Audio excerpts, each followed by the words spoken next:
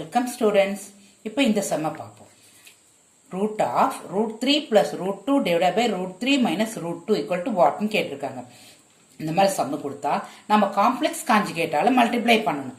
Okay, அப்போ complex கான்ஜுகேட்னா என்னன்னா இப்போ டினாமினேட்டர்ல இருக்கிறது சைனை நீங்க மாத்தி போட்டு மல்டிப்ளை பண்ணணும். இப்போ மைனஸ் இருக்கு அதை பிளஸ்ல போட்டு பண்ணணும். பாருங்க எப்படி பண்ணிருக்கேன்னு.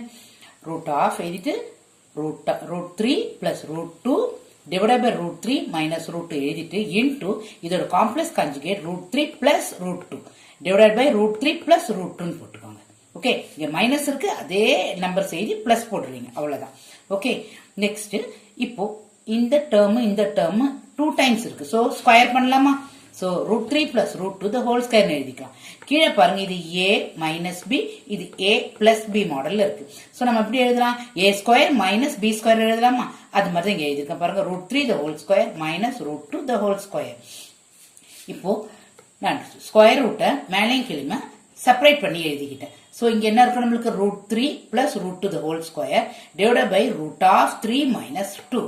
ஓகே, இப்போ இந்த ஸ்கொயர் ரூட்டும் இந்த ஸ்கொயரும் நம்மளுக்கு போயிடும். சோ அப்ப என்ன வரும் நம்மளுக்கு? root 3 plus root 2 மேல வரும்.